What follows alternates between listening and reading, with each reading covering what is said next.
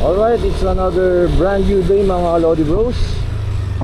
Matagal-tagal tayong hindi nakapag-upload ng bagong video para sa ating Lexi 155. Ulan ang ulan eh. Ang hirap mag-schedule. Dami ko yung mga na-cancel na mga review sa mga big bikes. Dahil nga syempre ang hirap ng hiram, tapos panay ang ulan, maputik. So ngayon gawin muna natin ang panibagong content, ang Lexi 155 na to. Ito na yung fuel consumption test, wash mode with OBR. Ayan, so dating gawin, so kakarga muna tayo ng full tank. Yan, kasama natin si Wonder Mom, also known as Teacher Forts. Yan, busy. So ang ating odo right now is 1911. So pwede nang waswasin to. Ayan, trip meter, i-reset na natin. So yan, 0. Tapos full tank tayo. Full tank, sagad mo lang dyan sa bakal na yan. So yan mga Lodi Bros, punong-puno.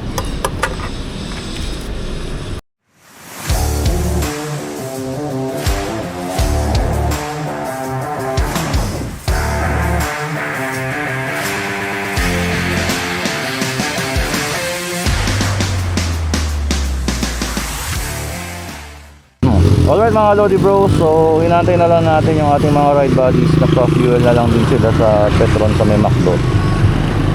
So pupunta tayo muna sa may papuntang Napsan yata yun.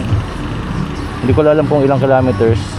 So matetestingan din natin yung fuel consumption doon, kasi may mga akyat babayan doon tapos kurbada. Dahil nagse-celebrate taon-taon ang Puerto Princesa ng Pista ang Caguiban, or yung tinatawag na Feast of the Forest, or sa Tagalog, Fiesta ng Kagubatan. So ano yan, programa ng gobyerno, in-encourage na magtanim ng mga seedlings ang mga government employees or even yung mga private sectors, para hindi makakalbo yung mga bundok dito, no? So pagdating natin doon, magtatanim muna tayo, and then konting picture taking, and then sibat na tayo, biyahe na tayo ng Nara. Doon tayo mag-breakfast.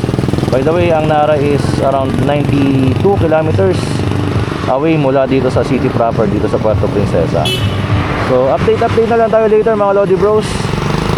So dito natin susubukan ang wash mode with OBR, kung ilan ang fuel consumption talaga ng Lexi 155. Kasi nung una natin ginawa is very conservative yung driving natin, 50 to 60 kilometers per hour. So talagang magiging sobrang tipid yung lalabas dito sa ating fuel consumption sa average. Pero this time, wala tayong pakialam sa throttle. Piga kung piga. Alright. Ako, ready na? Ako mauna, hindi ko alam saan yun. Anong kilometer?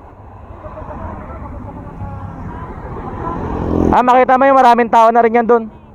Okay, sige. Let's go. So biyahe tayo ng south ngayon. This is the north road. Ang south is kakaliwa tayo, kasi pag ganun yan Actually mga Lodi Bros, excited din ako next week, kasi maglalabas ng bagong X-Max si Philip Hung, also known as PH Moto sa YouTube.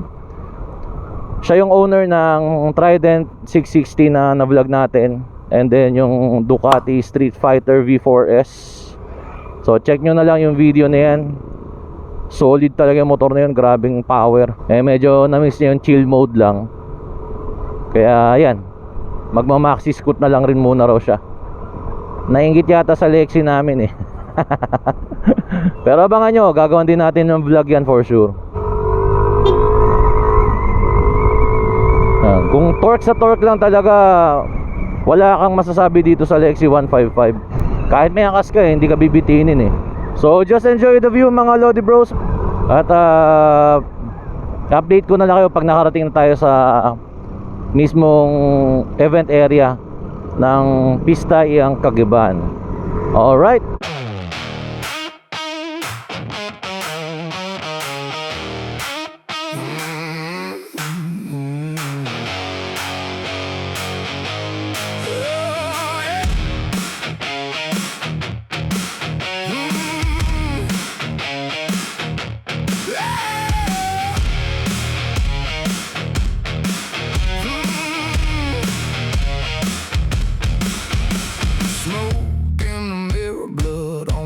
sleeve. Look ran dry, but it still won't leave. Boots hit gravel like a loaded gun. Whole damn city says I'm the reckless one. Teeth clenched tight through a neon haze.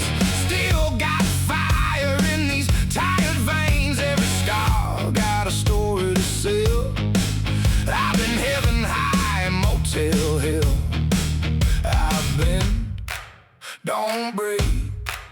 Yeah, I crawl through the ache. I wear a black eye halo. Dance with the fallout rain. Laugh while the world goes psycho. Right through the hurt and pain. I got rust in my shadow, but gasoline in my veins. If I'm going down tomorrow, tonight I raise hell again.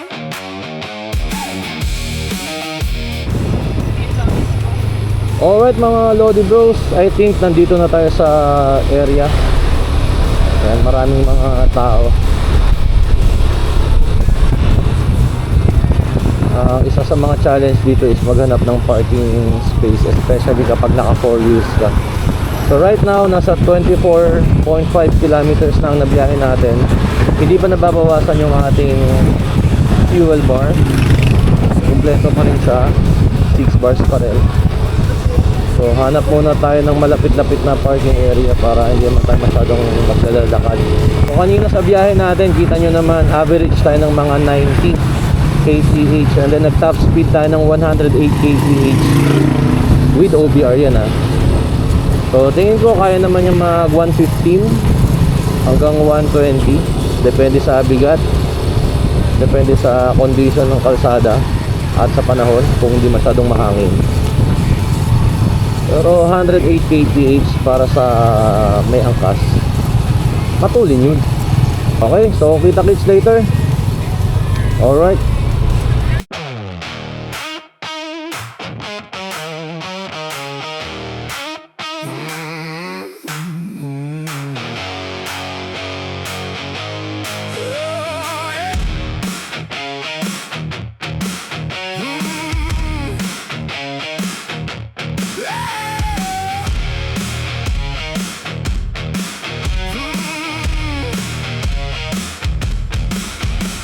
Smoke in the mirror, blood on my sleeve. Look ran dry. Alright, so this is the registration site or registration area pala. So pa-register muna tayo mga Lodi Bros para legal yung ating pagpunta rito kasi masayang yung pagod natin. Ayan, may live band doon.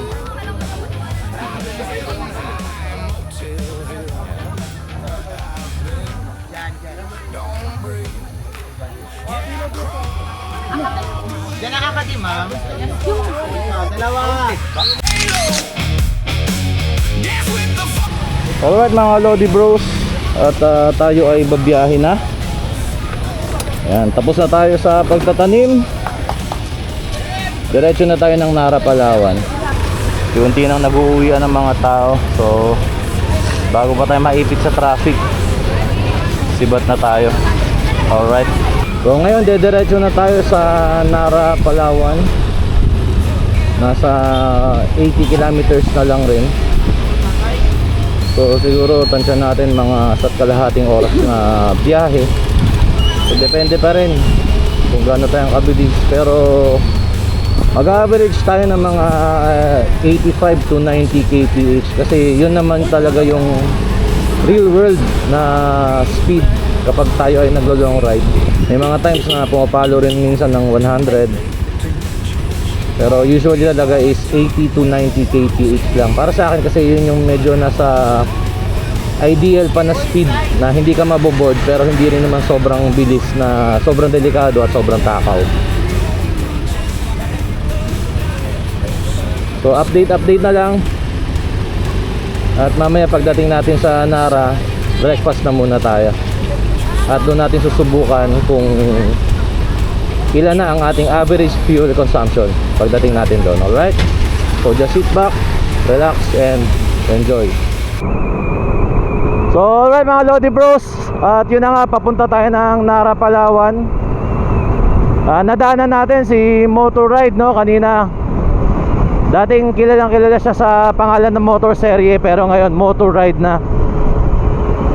Siya pala yung pinakaunang local vlogger dito sa Palawan na pumansin sa atin. Lalo na nagsisimula pa lang tayo, nagbigay siya ng mga tips kung ano yung dapat gawin, ano yung mga hindi dapat gawin. So shoutout sa'yo Motor Ride, mabuhay ka. More subscribers and more views para sa'yo. Eh syempre para sa atin. Kaya kapalitan pa tayo ng sticker. So, maraming salamat sa suporta Motor Ride. So nauna na yung ating mga ride buddies, kaya tayo ay medyo nagmamadali. So average tayo ng 90 kilometers per hour pa rin. So balikan ko kayo mga Lodi Bros pagka nandun na tayo sa ating pupuntahan. So sit back, relax, and enjoy. Alright.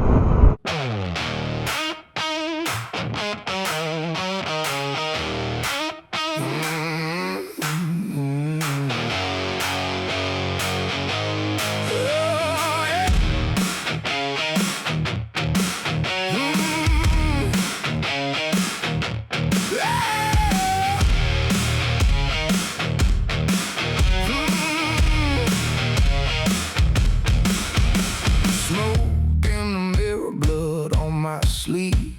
Look ran dry, but it still won't leave.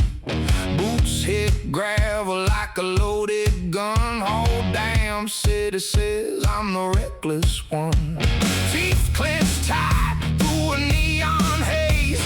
Still got fire in these tired veins. Every scar got a story to sell. I've been heaven high in Motel Hill. I've been, don't breathe. Yeah, I crawl through the ache. I wear a black eye halo. Dance with the fallout rain. Laugh while the world goes psycho. Right through the hurt and pain. I got rust in my shadow, but gasoline in my veins. If I'm going down tomorrow, tonight I raise hell again.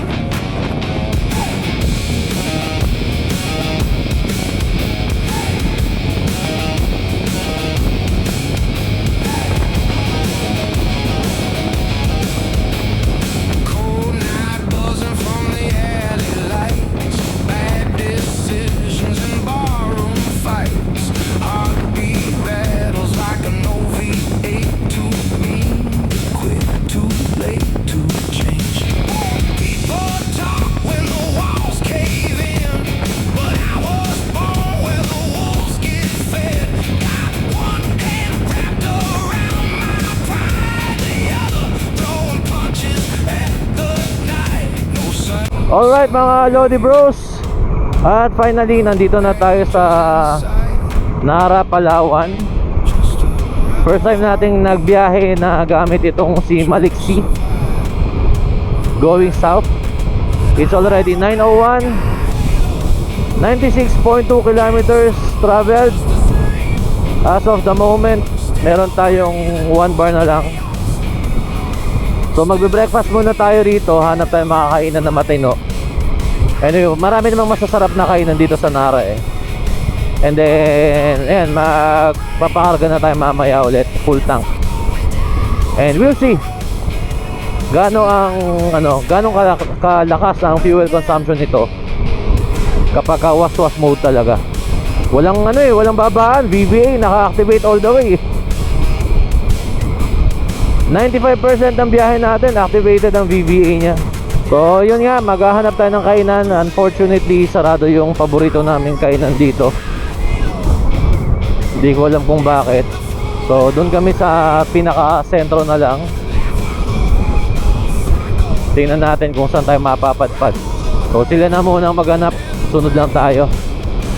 So balikan ko na lang kayo mamaya mga Lodi Bros. At kami maghahanap muna ng makakainan, gutom na talaga. Alright mga Lodi Bros. So dito tayo kakain ngayon sa Burp Bake Shop Cafe. Yan, masasarap yung mga chibog dito. Dito kami madalas kumakain pagka nagra-rides dito sa Nara. So ayan ang ating Lexi 155. So malapit lang ang gas station, tatawid lang tayo. Maya maya mare-reveal na natin ang ating fuel consumption. Pero for now, ang i-refill muna natin is yung mga sikmura natin. Gutom na talaga. Namamayat na yung ate ko. Yan, let's go. Yeah, I crawl through the ache. I wear a black eye halo. Dance with the fallout rain. Laugh while the world goes psycho. Right through the hurt and pain. I got rust in my shadow, but gasoline in my veins. If I'm going down tomorrow, tonight I raise hell again.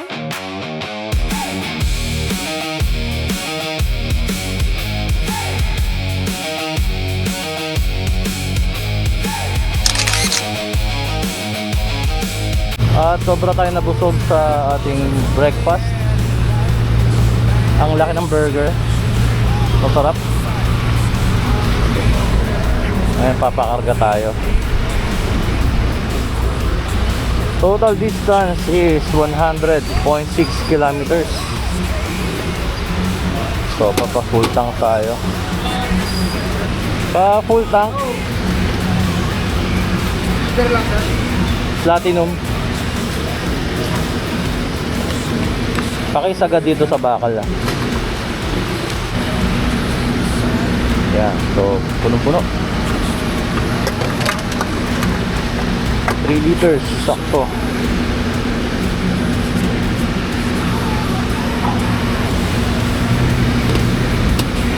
Alright mga Lodi Bros. So compute na natin. So 100.6 kilometers divided by 3. So pumapatak tayong 33.5 or i-round off na natin sa 34 kilometers per liter. So okay na? Alright mga Lodi Bros. So 33 kilometers per liter average sa ating full tank method. Dito naman sa motor 33 kilometers per liter din. So hindi nagkakalayo yung ating full tank method versus dun sa computation ng motor mismo. So, which is good kasi ibig sabihin accurate din talaga yung computation ng motor sa kanyang fuel consumption. So, hindi ka na kailangan manghula-hula. Kung tinatamad ka na mag-compute manually, at least meron siyang sariling computation at masasabi kong dikit na dikit naman sa actual. So pauwi na tayo. Kita nyo naman kanina yung bakbakan natin talaga. Nag-average tayo ng 95 kilometers per hour. Pinakamabagal na nating andar kanina mga 85. Pumapalo rin tayo kanina ng 105. So ganun yung speed natin kanina. Buong biyahe talagang yung VVA natin fully activated. Buong biyahe natin talagang naka-open lang yan. So tandaan natin, once na tayo lumampas ng 8,000 RPM, yung VVA nag-activate, which makes the bike more powerful pagdating sa mga arangkada, talagang bibigyan kanya. Pero syempre may sakripisyo dyan, which is yun yung fuel consumption. Kaya di ba minsan may mga nagtatanong, gusto magkaroon ng big bike, ano raw ba yung matipid? May mga ganun, di ba? So to be honest, wala naman talagang matipid na big bike. Merong mas matipid na big bike kumpara sa ibang big bike, pero pag naka big bike ka, iba pa rin talaga yung konsumo niya kung ikukumpara mo sa mga ordinary bikes na mga lower CCs. So for now, pauwi na tayo. Thankful tayo na magandang panahon. Salamat sa pagsubaybay ninyo sa ating channel, sa review natin dito sa Lexi 155 na fuel consumption was mode with OBR. Yan, so ulitin ko, nag-average tayo ng 33 kilometers per liter at an average speed of 95 kilometers per hour. May angkas pa yan. So malaki ang nagiging difference talaga kapag was-was mode ka lagi. Ibig sabihin, kung gusto mo maging matipid yung motor, huwag kang magbabiyahe na sobrang bilis, like more than 80 ka. 70 and below, okay pa yan, matipid pa yan. So kung hindi nyo pa napapanood yung unang vlog natin dito, dun sa chill mode lang, yan, i-check nyo na lang yung video na yan. At makikita ninyo kung gaano katipid naman kapag chill mode ka mag-drive ang isang Lexi 155. So abangan nyo next vlog natin yung mga goods and not so goods naman. Siyempre walang perfectong motor. So abangan nyo yung vlog natin na yan para malaman ninyo kung para sa inyo ba talaga ang Lexi 155. So gusto ko i-shoutout ang ating ride buddies, sila Kuya Louie and Ate Kat Cambronero. At next na biyahe natin, kasama natin si PH Moto na magbe-break in naman ng kanyang bagong X-Max. Alright, at hanggang dito na lamang ang ating vlog. Maraming salamat, and if you like this video, please don't forget to like, share, and subscribe. And this has been your bro na nagsasabing always ride safe and stay alive. God bless.